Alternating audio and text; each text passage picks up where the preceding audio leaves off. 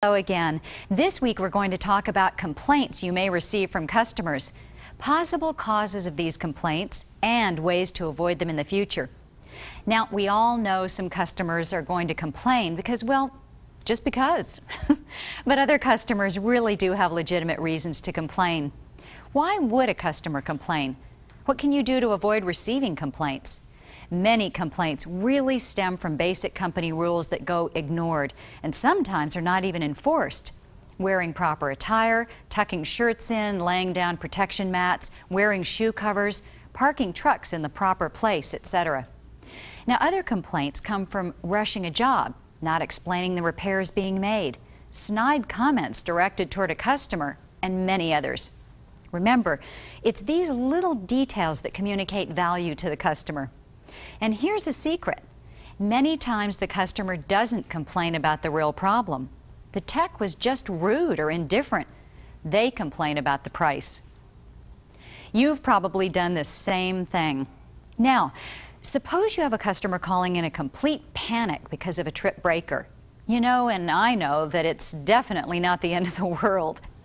But to this customer, it's the only thing on her mind. Do you belittle her? Do you tell her she's overreacting? Do you tell her she's not as important as other customers? Let's take a look at how Trixie and Susan react differently to the same type of situation. I understand, ma'am, but you know, there are a lot more important customers ahead of you. A leaky faucet isn't the end of the world. Trust me. It's not like your house is going to float away or anything. I mean, just turn it off till we get someone there. Geez, I mean, I got a customer waiting with the basement full of water, and he's more patient than you. I know my house isn't going to flood, but like I said, I would like to get it fixed right away.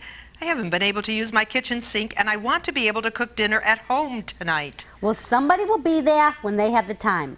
You know, it's okay if you don't have a home-cooked meal every night. You got something against eating out? Yes, Mrs. Reed, I understand why you want this fixed as quickly as possible. I mean, I know how frustrating it is not being able to use your kitchen sink. I mean, it means no home cooking, no doing dishes. I mean, you can't even eat at home, really. I know. And I do try to make dinner for my family every night. I completely understand. I try to cook every night, too. Well, I'll see what I can do to get a tech out there as quickly as possible. Thank you. My pleasure. Do you see the difference? Susan was friendly, courteous, and didn't make fun of her customer. She was made to feel like she was important, even though her problem wasn't a huge catastrophe. Now, Trixie, on the other hand, was rude, belittling, and made the customer feel insignificant. Which company do you think will get the repeat and referral business? And again, which is more likely to get a complaint about price? Now, let's take a look at another scenario. Here, Rocky and Mike are both at customers' homes repairing kitchen sinks. All right, I'm here to fix the faucet, is that correct? Yes, now you see, every time I go to turn it on, it starts Let me tell you something. Got my toolbox right here, union card in my boot. I'm ready to rock and roll, so it's no problem, okay? It's been a bear cat of a day, okay? Let's get to work. Yeah, we were so proud of her. Yeah, her first recital, too. Oh, that's so Everybody sweet. came to see it, yeah. Well, Mrs. Reed, where's an okay place for me to put my toolbox? I want to make sure it's not in the way. Well, here's fine. Thanks for asking. Sure. Did you notice how impolite Rocky was? He had no concern for the customer's countertop and just threw his toolbox down. Now, Mike, on the other hand, specifically asked the customer where he could put his toolbox down, as he didn't want to ruin anything in the customer's house. Once again, which company do you think will get the repeat business? Have you ever mumbled something under your breath, assuming there's absolutely no way the person next to you could understand what it was you said? Well, so has Rocky. You know, I'm completely ignorant when it comes to this stuff. If the liquid drain cleaner doesn't fix it, then I call you guys right away. Well, yeah, that's what we're here for, you know? Kind of a guy cannot even unclog a drain. What was that? What was that you said, that last part? So you're saying it was too expensive to clean out your drain? Listen, we're the cheapest in town. You couldn't get it done for less. Are you sure, sir? I mean, that really don't sound like anything Rocky would say. I think you must have heard him wrong, because he doesn't say stuff like that.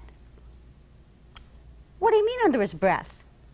Look, I really do think you're mistaken. In fact, I know you're wrong. You know what? I'm not going to fight about this with you anymore, okay? Look, I said you heard him wrong, and you did. That's it. Whatever. What Rocky didn't know was that the customer heard exactly what was mumbled under his breath. Remember, although most customers will not say anything at the time, many do notice those snide remarks. Now, not every customer will tell you to your face. Some may call and complain. Others may write a letter. Some may even go to the upper level management or a TV station. But the key point to remember here is that once they've been insulted, they are going to take their business elsewhere and may even try and get even. In all cases, you've just lost a customer and many times bought a whole mess of trouble. So, how can you prevent receiving customer complaints? It's simple. Just follow your company's policies and rules and treat each customer, no matter their problem, as an important person. Show the customer respect and treat their home as if it's your own by laying down protection mats, wearing shoe covers, putting toolboxes in appropriate places, and more. Well, that's it for this week's topic. I hope you now have a clear understanding of why customers complain and how to avoid receiving complaints. Goodbye for now, and I'll see you in another module.